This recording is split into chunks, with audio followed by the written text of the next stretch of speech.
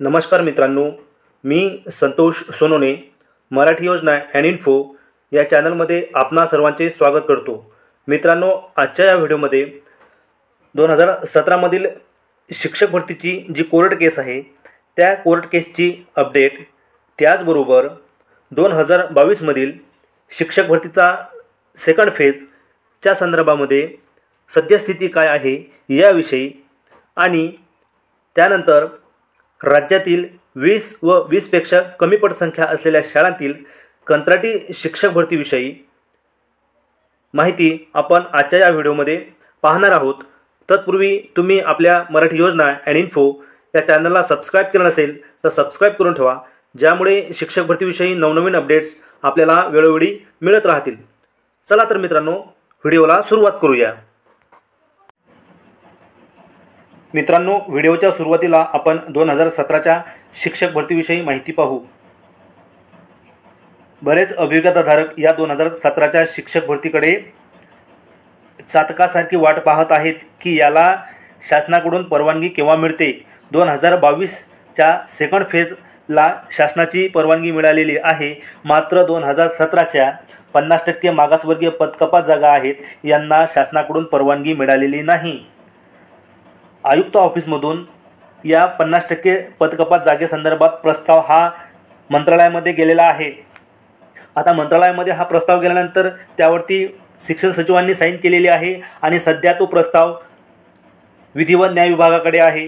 आता हा प्रस्ताव विधी व न्याय विभागाकडे का पाठवण्यात आलेला आहे तर याचं कारण आहे 2017च्या भरतीवरती काही प्रमाणामध्ये कोर्ट केसेस आहेत आणि त्यामुळेच ही 2017ची भरती रेंगाळलेली आहे।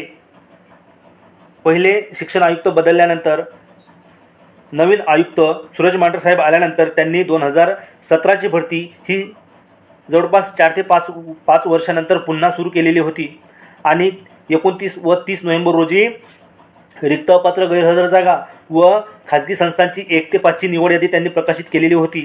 त्याचबरोबर माजी सैनिकचा राऊंडसुद्धा लागणार होता, मात्र काही बांधवांनी त्या यादीवरती आक्षेप घेतला आणि ते कोर्टात गेले आणि कोर्टात गेल्यामुळे माजी सैनिक जागेवरही त्याचबरोबर 50% जागेचा प्रस्ताव पाठवलेला आहे, त्यावरतीही कुठेतरी या केसचा प्रभाव असो अथवा नसो, मात्र शासन सावधानतेने त्याकडे पाहत आहे आणि त्यामुळेच त्या प्रस्तावावरती अद्याप तो प्रस्ताव मान्य झालेला नाही आणि त्या प्रस्तावातील बारकावे जे आहेत ते बारकावे तपासण्यासाठी तो प्रस्ताव विधी व न्याय विभागाकडे आहे आणि आपण आशा करूयात की त्या प्रस्तावावर लवकरात लवकर सही होऊन तो प्रस्ताव आयुक्तांकडे यावा, म्हणजेच त्या 50% जागेला मान्यता मिळावी। आता मित्रांनो, ज्या कोर्ट केसमुळे 2017ची भरती ही प्रभावित झालेली आहे त्या कोर्ट केसची सुनावणी ही येणाऱ्या 19 सप्टेंबरला सुनावणीची डेट आहे। तर आशा करूया मित्रांनो, येणाऱ्या 19 तारखेला काहीतरी सकारात्मक निर्णय हा कोर्टाकडून 2017च्या या केसच्या संदर्भात येऊ। तर अशा प्रकारे मित्रांनो, हे 2017च्या भरतीची अपडेट आहे। आता आपण 2022 मधील सेकंड टेट संदर्भात माहिती पाहू। बघा मित्रांनो, 2022 मधील पहिली निवड यादी प्रकाशित केल्यानंतर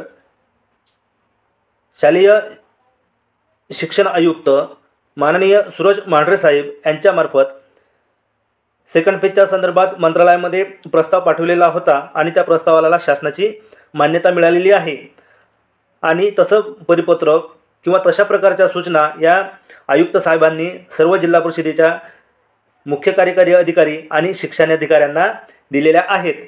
तर मग आता सेकंड फेज तर होणार आहे। मग आता हा सेकंड फेज यामध्ये जास्तीत जास्त जागा येण्यासाठी आपल्याला सामान्य अभियोग्यताधारकांना काही गोष्टी कराव्या लागतील।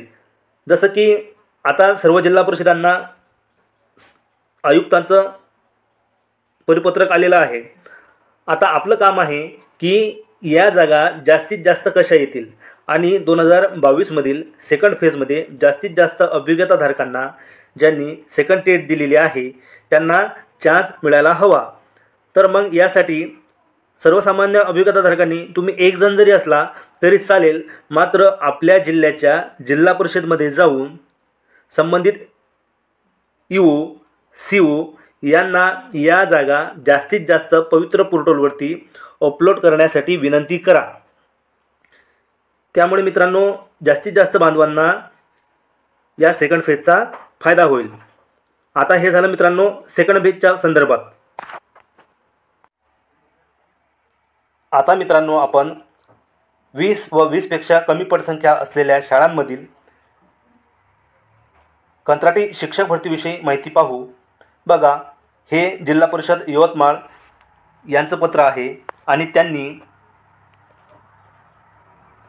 जिल्हा परिषद यवतमाळमधील शिक्षण विभागांनी त्यांच्या गट शिक्षणाधिकाऱ्यांना परिपत्रक निर्गमित केलेलं आहे. बघा, 12 सप्टेंबरचं हे पत्र आहे आणि या पत्राचा विषय आहे 20 व 20पेक्षा कमी पटसंख्या असलेल्या शाळेतील शिक्षकांचे समायोजन करून माहिती सादर करण्याबाबत. बघा, अशाच प्रकारची माहिती मित्रांनो राज्यातील सर्वच जिल्हा परिषदांना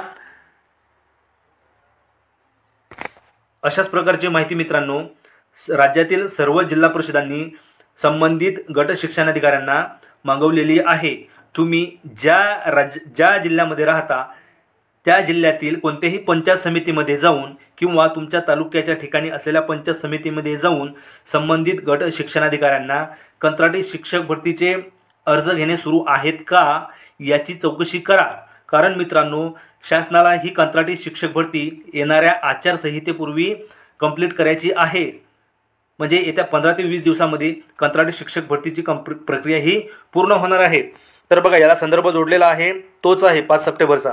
आणि बघा, या पत्राचा विषय आहे उपरोक्त विषयांन्वये सूचित करण्यात येते की संदर्भीय शासन निर्णयान्वये जिल्हा परिषद शिक्षण विभाग प्राथमिक यवतमाळ अंतर्गत ज्या जिल्हा परिषदांमधील शाळेतील 20 व 20पेक्षा कमी पटसंख्या आहे त्या शाळांमधील कार्यरत 2 नियमित शिक्षकांपैकी एका शिक्षकाची प्राथम्याने जास्त पटसंख्या असलेल्या शाळेमध्ये समुपदेशनाने बदली करण्यात यावी.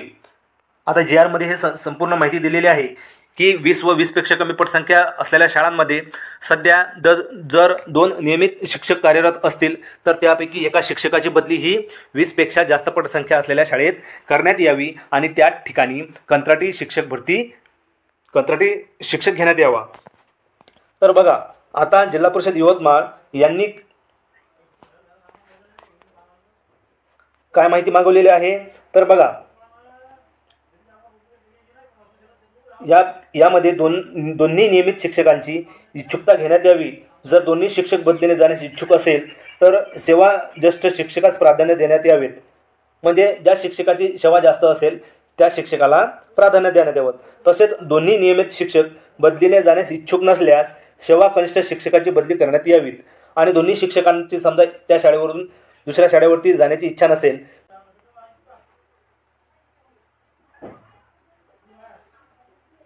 तथापि कंत्राटी शिक्षक मिळेपर्यंत नियमित शिक्षकाला कार्यमुक्त करण्यात येऊ नये.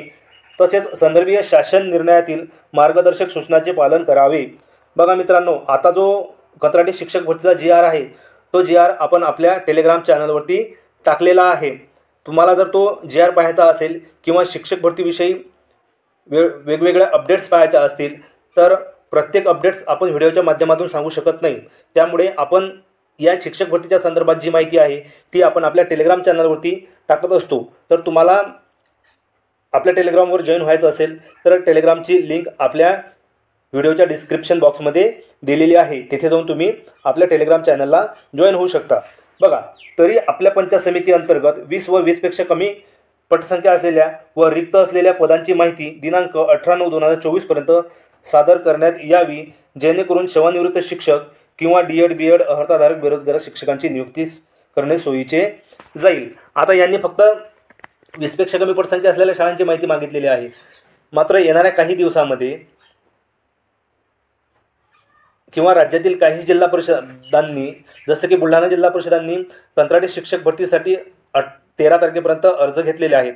तर राज्यातील इतर जिल्हा परिषदांना सुद्धा शासनाचे आदेश असल्यामुळे काही दिवस मागे पुढे 2-4 दिवस मागे पुढे होऊ शकतात, मात्र प्रत्येक जिल्हा परिषदमध्ये कंत्राटी शिक्षक भरती होणार आहे आणि आपल्याला या कंत्राटी शिक्षक भरतीचा अर्ज हा संबंधित पंचायत समितीमध्ये करायचा आहे. तुम्ही ज्या तालुक्याचे रहिवासी असाल त्या तालुक्याच्या पंचायत समितीमध्ये जाऊन कंत्राटी शिक्षक भरतीचे अर्ज सुरू झालेत का याविषयी गट शिक्षणाधिकारी यांच्याकडे चौकशी करा आणि अर्ज सुरू झाले असतील तर तेथेच तुम्ही अर्ज द्या. तर आता यानंतर मित्रांनो आपण राज्यातील जवळपास 15,000 शाळांमध्ये 20 व 20पेक्षा कमी पटसंख्या शाळा आहेत आणि अशा शाळांमध्ये कंत्राटी शिक्षक भरती होणार आहे. तर आता प्रत्येक जिल्हा परिषदांमध्ये किती जागा रिक्त आहेत याविषयी माहिती आता आपण पाहू. बघा मित्रांनो, या मॅपमध्ये राज्यातील जवळपास सर्वच जिल्हा परिषदांची माहिती देण्यात आलेली आहे आणि संबंधित जिल्ह्याच्या नकाशामध्ये जी संख्या दाखवलेली आहे ही संख्या 20 व 20पेक्षा कमी पटसंख्या असणाऱ्या शाळांची आहे. आता उदाहरणादाखल बघा, जिल्हा परिषद बुलढाणा येथे 158 पदे कंत्राटी शिक्षकाची जवळपास भरण्यात येणार आहेत.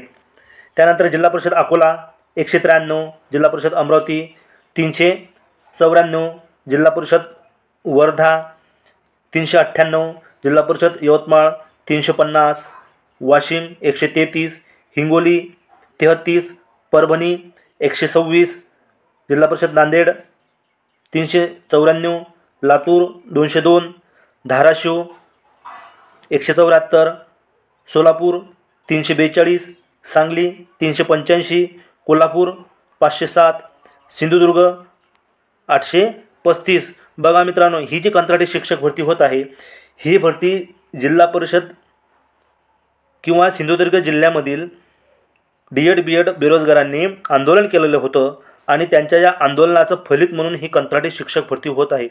बघा, जास्तीत जास्त जागा या पश्चिम महाराष्ट्र आणि कोकणामध्ये आहेत. बघा, जिल्हा परिषद रत्नागिरी येथे जवळपास 1375 पदे कंत्राटी पद्धतीने भरण्यात येणार आहेत. यावरून तुम्ही विचार करू शकता मित्रांनो, राज्यामध्ये किती मोठ्या प्रमाणामध्ये कंत्राटी शिक्षक भरती होणार आहे. त्यानंतर जिल्हा परिषद रायगड 1295, पुणे 1054, सातारा 1039. बघा मित्रांनो, संपूर्ण राज्यातील सर्व जिल्ह्यांची माहिती यामध्ये देण्यात आलेली आहे. तुम्ही या माहितीचा स्क्रीनशॉट काढून तुमच्या जिल्ह्याची माहिती पाहू शकता.